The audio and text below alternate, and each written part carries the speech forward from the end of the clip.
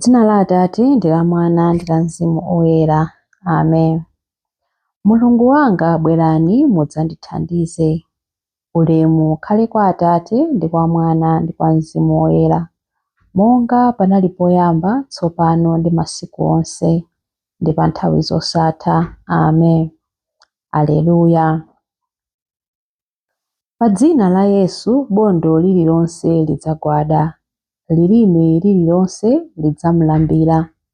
Mfumu ya ulemu tsopano, amene Atate amakondwera naye, tiyenera kumutchula Ambuye, amene kuyambira pachiyambi adali mawu amphamvu, wodzichepesa kwa kanthawi kuti alandire dzina kuchokera pakamwa pa ochimwa, amene pakati pawo adabwera, mokhulupirika adalipirira, wopanda banga mpaka kumapeto. Adalibweretsanso ndi chigonjetso, pamene kuchokera ku imfa adapambana. Adapirira mwachipambano ndi kuwala kwake kwa umunthu, kudutsa mzolengedwa zonse, kukafika pakati mmwambamwamba, kukafika ku mpando wa Mulungu, kukafika pa chifuwa cha Atate. Adalidzaza ndi ulemerero wa mpumulo woyenera. Mtima wanu mudzozeni, mmenemo muloleni agonjetse zonse zomwe sizoyenera, zonse zomwe sizoona, zonse zomwe sizoyera. Mawu anu athe kumpempha pa ola la mayesero. Lolani kufuna kwake kukufungatireni, mkuwala kwake komanso mphamvu yake. Anzanga, Ambuye Yesu awa adzabweranso kachiwiri ndi ulemerero wa Atate awo, kudzalamula dziko lonse lapansi. Iye ndi Mulungu Mpulumutsi, Iye ndi Khristu Ambuye, wopembedzedwa pa nthawi zosatha, nthawi zonse wodala kupembedzedwa. Ulemu ukhale kwa Atate ndi kwa Mwana ndi kwa Mzimu Woyera, monga panali poyamba, tsopano ndi masiku onse, ndi pa nthawi zosatha. Amen. Chilimbi 1. Pemphererani mtendere wa Yerusalemu. Ndidasangalala pamene adandiwuza kuti tiyeni tipite ku nyumba yachauta. Mapazi athu akhale akuyima mkati mwa zipata zako, iwe Yerusalemu. Yerusalemu adamangidwa bwino, zigawo zake zonse zogwirizana pamodzi. Kumeneko kumapita mafuko onse, anthu ake achauta, monga momwe adalamulira Israeli, kuti akayamike dzina la chauta. Kumeneko adayikako mipando yaufumu yoweruzira, mipando yake ya banja la Davide. Pemphererani mtendere wa Yerusalemu ponena kuti anthu amene amakukonda iwe Yerusalemu, zinthu ziziwayendera bwino.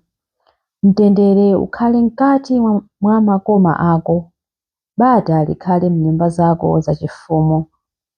Chifukwa cha abale anga ndi abwenzi anga ndidzanena kuti mtendere ukhaledi mkati mwako. Chifukwa cha nyumba yachauta Mulungu wathu ndidzakupemphera zabwino. Ulemu ukhale kwa Atate ndi kwa Mwana ndi kwa Mzimu Woyera, monga panali poyamba, tsopano ndi masiku onse, ndi pa nthawi zosatha. Amen.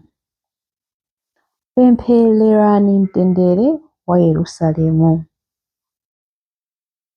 Chilimbi 2.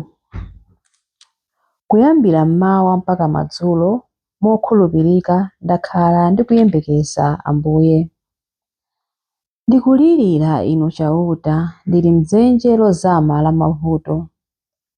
Ambuye imvani liwu langa, tcherani khutu kuti mumve kupempha kwanga. Inu chauta, mukadawerengera machimo, ndani akadakhala chilili wopanda mlandu Ambuye. Koma inu mumakhululukira, n'chifukwa chake timakulemekezani. Ndimayembekeza chithandizo cha chauta, ndimayembekeza ndi mtima wonse, ndipo ndimakhulupirira mawu ake.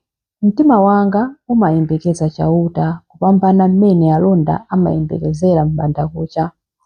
Iwe Israeli, khulupirira chauta, paja chauta ndi wachikondi chosasinthika, ndi wokonzeka kukupulumutsa. Adzawombola Israeli ku machimo ake onse. Ulemu ukhale kwa Atate ndi kwa Mwana ndi kwa Mzimu Woyera, monga panali poyamba, tsopano ndi masiku onse, ndi pa nthawi zosatha. Amen. Kuyambira mmawa mpaka madzulo, mokhulupirika ndakhala ndikuyembekeza Ambuye. Chilimbe 3. Zolengedwa zonse zakumwamba ndi pa dziko lapansi zigwade ndi kulemekeza dzina la Yesu. Iyeyu anali ndi umulungu chikhalire, komabe sadayese kuti kulingana ndi Mulungu ndi chinthu choti achigwiritsitse, koma adadzitsitsa kotheratu pakudzitengera umphawi wa kapolo ndi kukhala munthu wonga anthu onse. Ali munthu choncho adadzichepesa, adakhala womvera mpaka imfa yake yapamtanda. Chifukwa cha chimenechi Mulungu adamukweza kopambana nampasa dzina lopambana dzina lina lililonse. Adachita zimenezi kuti pakumva dzina la Yesu, zolengedwa zonse kumwamba, pansi pano ndi pansi pa dziko zidzagwade pansi mopembedza. Zonse zidzavomereze poyera kuti Yesu Khristu ndi Ambuye. Ulemu ukhale kwa Atate ndi kwa Mwana ndi kwa Mzimu Woyera, monga panali poyamba, tsopano ndi masiku onse, ndi pa nthawi zosatha. Amen. Zolengedwa zonse zakumwamba ndi pa dziko lapansi zigwade ndi kulemekeza dzina la Yesu. Mawu a Mulungu. Mawu akuchokera mu buku la 2 Petro 1 kuyambira vesi ya 19 mpaka na 21. Tikudziwa ndithu tsopano kuti mawu aja a aneneri ngoona. N'kwabwino tsono kuti muwayang'anitsitse ngati nyale yowala malo a mdima kufikira nthawi imene kudzayambe kucha, pamene nyenyezi ya mmawa idzayambe kuwala m'mitima mwanu. Koma choyamba mumvetse kuti munthu payekha sangathe kumasulira mawu a aneneri olembedwa m'Malemba. Paja mawu a aneneri sadadze konse ndi kufuna kwa munthu yekha, koma Mzimu Woyera atawakankha, apo anthu adalankhula mawu ochokera kwa Mulungu. Mawu a Ambuye. Tithokoze Mulungu. Chiyankho. Kuchokera mmawa mpaka madzulo, dzina la Ambuye litamandike. Kuchokera mmawa mpaka madzulo, dzina la Ambuye litamandike. Ulemerero wake umafika mpaka kuseri kwa mtambo. Dzina la Ambuye litamandike. Ulemu ukhale kwa Atate ndi kwa Mwana ndi kwa Mzimu Woyera. Kuchokera mmawa mpaka madzulo, dzina la Ambuye litamandike. Chilimbi cha nyimbo ya Amayi Mariya.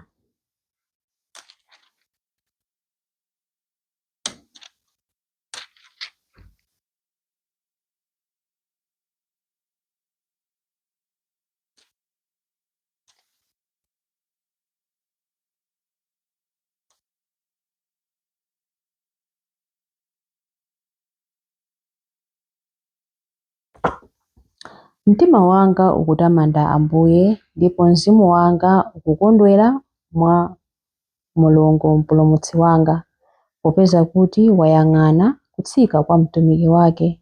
Ndithu kuyambira tsopano anthu a mibado yonse adzanditcha wodala. Iye amene ali wamphamvu wandichitira zazikulu, ndipo dzina lake loyera. Amawachitira chifundo anthu a mibado ndi mibado amene amamulemekeza. Wachita zamphamvu ndi dzanja lake.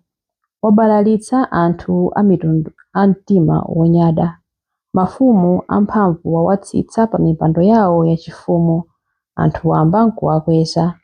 Anthu anjala wawakhutitsa ndi zabwino. Anthu olemera nkuwabweza osawapatsa kanthu. Wadzathandiza anthu ake a Israeli. pokumbukira chifundo chake. Izi ndi zomwe adalonjeza kuti adzawachitira makolo athu akale aja, Abrahamu ndi zidzukulu zake mpaka muyaya. Ulemu ukhale kwa Atate ndi kwa Mwana ndi kwa Mzimu Woyera, monga padali poyamba, tsopano ndi masiku onse, ndi pa nthawi zosatha. Amen. Mapemphero. Aliyense amene amayembekeza Ambuye amapeza chimwemwe. Ambuye Yesu, mutiyang'anire mwachifundo ndi kumvera mapemphero athu. Mboni yokhulupirika, mwana woyamba kwa akufa, mudatiyeretsa ku machimo athu ndi magazi anu oyera. Lolani kuti nthawi zonse tizikumbukira ntchito zanu zodabwitsa. Ambuye Yesu, mutiyang'anire mwachifundo ndi kumvera mapemphero athu. Mudatiyitana kuti tikhale alaliki a uthenga wanu wabwino. Tithandizeni kukhala atumiki amphamvu ndiponso okhulupirika a ufumu wanu. Ambuye Yesu, mutiyang'anire mwachifundo ndi kumvera mapemphero athu. Mfumu ya mtendere, tumizani mzimu wanu pa atsogoleri a pa dziko lino lapansi, ayang'ane maso awo pa anthu osauka ndi amene akuzunzika. Ambuye Yesu, mutiyang'anire mwachifundo ndi kumvera mapemphero athu. Tetezani ndi kutchinjiriza amene akusalidwa ndi kuzunzidwa ndi kuponderezedwa chifukwa cha mtundu wawo, khungu lawo, chilankhulo chawo kapena chipembedzo, kuti athe kupatsidwa maufulu ndi ulemerero zomwe zili zawo ndi kale lomwe. Ambuye Yesu, mutiyang'anire mwachifundo ndi kumvera mapemphero athu. Onse amene adasiya dziko lino lapansi m'chikondi chanu athe kugawana nanu chimwemwe, pamodzi ndi amayi athu Virgo Maria ndi oyera ena onse kumwambako. Ambuye Yesu, mutiyang'anire mwachifundo ndi kumvera mapemphero athu. Ambuye Yesu, mutiyang'anire mwachifundo ndi kumvera mapemphero athu pamene tikupemphera kuti: Atate athu muli kumwamba, dzina lanu liyeresedwe, ufumu wanu udze, kufuna kwanu kuchitidwe, monga kumwamba choncho pansi pano. Mutipatse ife lero chakudya chathu cha lero. Mutikhululukire ife zochimwa zathu, monga ifenso takhululukira adani athu. Musatisiye ife m'chinyengo, koma mutipulumutse ife kwa zoyipa. Amen. Pemphero. Ambuye, chititsani mtendere umene timawupempherera kukhala zochitika zenizeni.